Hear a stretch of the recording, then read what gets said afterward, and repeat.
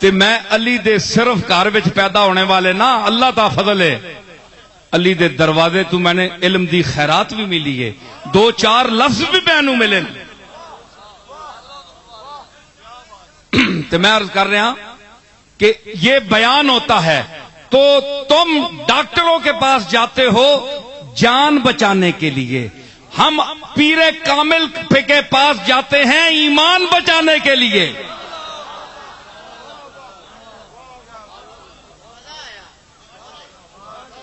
جی جان بچانے کے لیے شرک نہیں ہے، ایمان بچانے کے لیے شرک ہے، تو شرک کا تعلق ہی تو ایمان سے ہے۔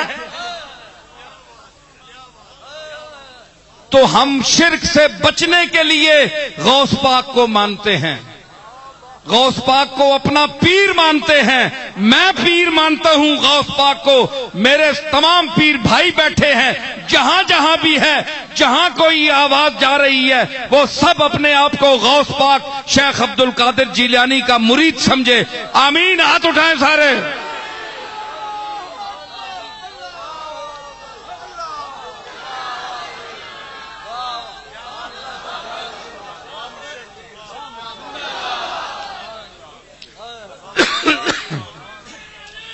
لوگ پوچھتے ہیں کہ جناب کسی پیر کے ہاتھ پر ضروری بیعت کرنا ہے؟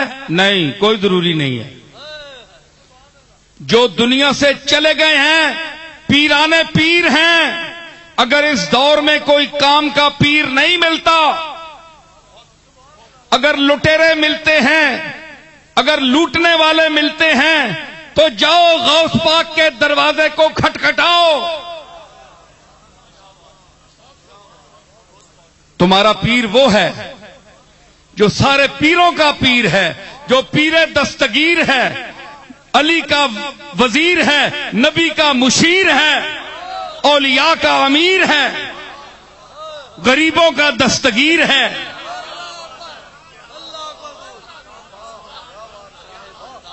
جس نے فتوح الغیب کے خطبے دیے، شرک کو مٹایا، بدعت کو مٹایا، بندے کو پکڑ کے اللہ کے دروازے پر لایا، اور خود کو کہا میں کچھ بھی نہیں ہوں، بہت کچھ ہونے کے باوجود ہوں۔ اپنے مالک کے سامنے جبین نیاز رگڑی، سجدے کیے، قائم اللیل تھا، صائم الدہر تھا، تزکیہ باطن کرنے والا، احتساب ذات کا درس دینے والا،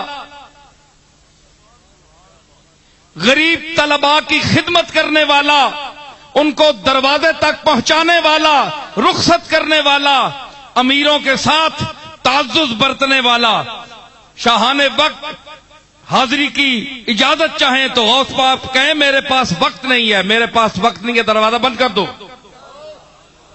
مدرسے کا غریب طالب علم آئے تو جا رہے ہیں تو غوث پاک اٹھ کر کھڑے ہو جائیں اور اس کو گلے لگائیں، اس کی خدمت کریں۔ یہ وہ غوث پاک ہیں، سمجھ آئی؟ اس کے مرید ہو جاؤ، اس کے عقیدے کو اپناؤ، صرف 11ویاں نہ کھاؤ، صرف 11ویاں نہ کھاؤ۔ آج کل وہ بھی غوث پاک کو مانتے ہیں، دعویٰ کرتے ہیں، جنہوں نے غوث پاک کی تعلیم کو کبھی نہیں دیکھا، فتوح الغیب کا درس توحید نہیں پڑھا، اور 11ویاں مناتے ہیں، حلوے کھاتے ہیں، پیسے بٹورتے ہیں۔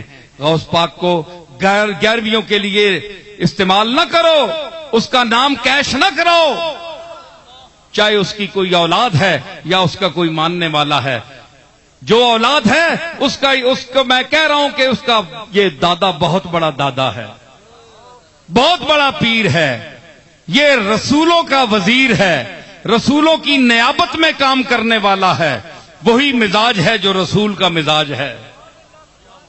پتہ ہے اولیاء اللہ کی تاریخ اٹھا کر دیکھو، کوئی لاؤ ایسا مائی کا لال، گدڑی کا لال، فاطمہ کا لال،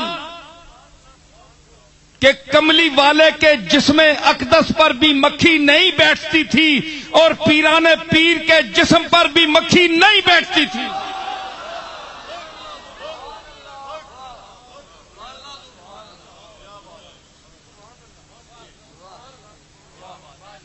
سمجھ آئی؟ یہ وہ پیر ہے، اس پیر کے ساتھ تعلق رکھو. کوئی ضرورت نہیں کسی پیر کا مرید ہونے کی، میرے بھی نہ ہو. میں اپنا بھی کہہ رہا ہوں، اگر تمہارا دل نہیں چاہتا تو نہ ہو. اگر بیعت توڑنا چاہتے ہو تو میری بیعت توڑ دو، لیکن غوث پاک کے دروازے کو نہ چھوڑنا.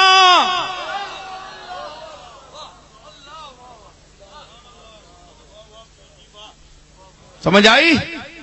تمہارا جہاں جی چاہے بیعت کرو، لیکن اس ایسے شیخ کی بیعت ضرور کرنا جس کی بات سن کر تمہارے دل میں گداز پیدا ہو، جی اللہ کی طرف انابت پیدا ہو، اندر درد کی کوئی چنگاری پیدا ہو، جس کی بات سن کر تمہارے دل میں مستی آ جائے، تمہارا ذہن وجد کرنے لگے. ایسے پیر کو ضرور اپنانا، اس کے ساتھ تعلق رکھنا. میں اپنی بات نہیں کر رہا ہوں، مجھے بے شک چھوڑ دو، میں اس قابل بھی نہیں ہوں. لیکن یاد رکھنا، تم جو مجھے مل رہے ہو یا جو بھی مجھے ملتا ہے، میری کوئی شکل نہیں، میں اس قابل نہیں ہوں. میں اپنے مالک کا عاجز بندہ ہوں، عاجز بندہ ہوں. یاد رکھیے کہ وہ مالک جس کو میری طرف بھیجے گا وہ میرے پاس پہنچ کر رہے گا، وہ پھر رک نہیں سکتا. اگر کوئی آتا ہے تو میں مالک کا کرم سمجھتا ہوں، مجھ میں کوئی خوبی نہیں ہے. سمجھ آئی؟ تو اگر مجھ سے تمہیں شرک کا درس ملے، اگر میں باتیں کہہ رہا ہوں جو تمہیں سمجھ نہ آئیں یا تمہارا دل تسلیم نہ کرے، تو تم کہو کہ نصیر الدین تمہاری باتوں میں سچ نہیں ہے. سچ کی دلیل کیا ہے؟ کہ سچی بات دل میں اترتی ہے، ذہن قبول کرتا ہے. بتاؤ، اللہ کو حاضر ناظر سمجھ کر بتاؤ، ڈنگے والو ہاتھ اٹھا کر بتاؤ، میری باتیں دل میں اتری کہ نہیں اتری؟ میں نے درست کہا، سچ کہا؟ دیکھیں جی اتنی مخلوق ہاتھ اٹھا رہی ہے. میں اپنی طرف آپ کو نہیں کھینچ رہا، میں اللہ کی طرف کھینچ رہا ہوں. ادھر جائیں، آئیں. اگر مجھے کوئی راستہ پتا ہے، کوئی بات پتا ہے تو میں آپ کو بتاؤں گا کہ مالک کو منانے کا یہ طریقہ ہے، رسول اللہ کی درگاہ میں جانے کا یہ طریقہ ہے، کملی والے کے پاس حاضری کے یہ آداب ہیں. میں تو بتانے والا ہوں، میں منزل نہیں ہوں، میں تو نشان منزل ہوں.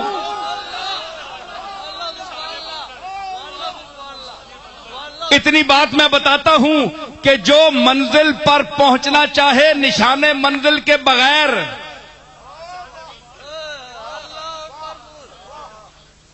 نشان منزل اے میل جڑے لگے ہونے انہاں تو بغیر جڑا پہنچے بڑا مشکل ہے. نواں آدمی جڑا ڈنگے آوے نا، اساں جب تک میلہ نہ پتہ نہ ہوئے کہ کتنے میل رہ گئے تے ہے کتنے میل، ہے کتنے میل، تو وہ کیا کرے گا؟ اس کے لیے نشان منزل ضروری ہے. میل ضروری ہے کہ نہیں؟ بولو سارے بولو. ضروری ہے. تو اس ڈنگے کی منزل کے لیے نشان منزل ضروری ہے. تو اللہ جس کا نہ کوئی اول ہے نہ کوئی آخر ہے، نہ جس کے لیے مکان ہے نہ زمان ہے، نہ جہت ہے نہ طرف ہے، نہ شیب ہے نہ فراز ہے، نہ یمین ہے نہ شمال ہے، بے منزل ہے بے مکان ہے. کائنات کا یہ کاروان اس کی طرف رواں ہے. تو اس بے جہت بے منزل کا کیا کوئی نشان ضروری نہیں ہے؟ اس کے نشان کون ہیں؟ نبی. اس کے نشان کون ہیں؟ بولے نبی. بے نشان کے نشان کون ہیں؟ نبی. بے مکان کے مکان کون ہیں؟ نبی. بے صورت کی صورت کون ہے؟ نبی. بے رنگ کا رنگ کون ہے؟ نبی.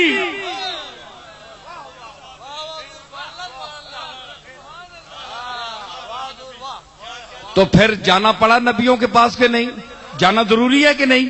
نبی منزل بتاتے ہیں کہ اتنا دور ہے، اتنے اس کی مسافت ہے، یہاں اس طرح سے جاؤ، یہاں سے یوں مڑو، اس طرح جاؤ گے تو مشرک ہو جاؤ گے، اس طرف جاؤ گے تو بدعتی ہو جاؤ گے، اس طرف جاؤ گے تو گمراہ ہو جاؤ گے، یوں چلو۔ اس لیے کہو اہدنا الصراط المستقیم، اہدنا الصراط المستقیم۔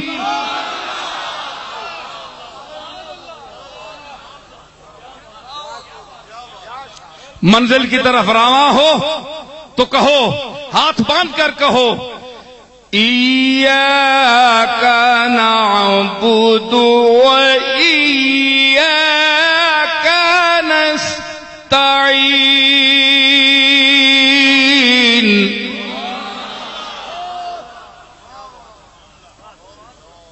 تیری عبادت کرتے ہیں، تجھ ہی سے مدد مانگتے ہیں۔ یہ ہے نشان منزل، اس سے ہٹو گے تو گمراہ ہو جاؤ گے۔ نبی بتا رہے ہیں، قرآن بتا رہا ہے۔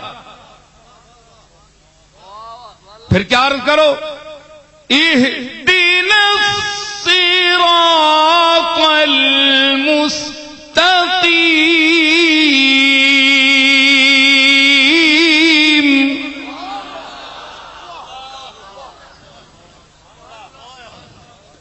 اے نامعلوم منزل کے مالک، صدیقی صاحب، اے نامعلوم منزل کے مالک، اے نامعلوم مکان کے مکین، ہمیں سیدھا راستہ دکھا جو عین تیرے صحن کرم میں جا کر ملے۔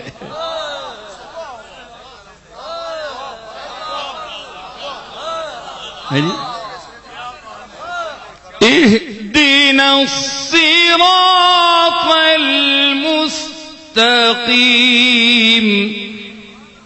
کون سا صراط؟ صراط الذین انعمت علیہم۔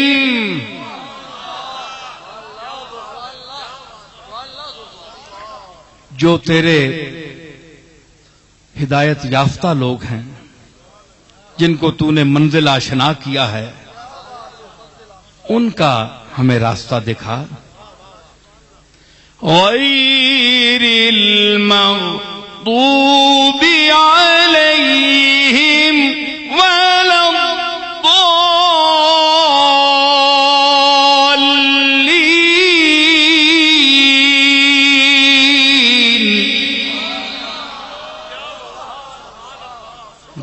جن پر تو نے غضب کیا ہے اور جو گمراہ ہیں، ان کی طرف ہمیں نہ بھیجنا، بلکہ فَأُولَئِكَ مَعَ الَّذِينَ أَنْعَمَ اللَّهُ عَلَيْهِمْ مِنَ النَّبِيِّينَ وَالصِّدِّيقِينَ وَالشُّهَدَاءِ وَالصَّالِحِينَ کا راستہ دکھانا۔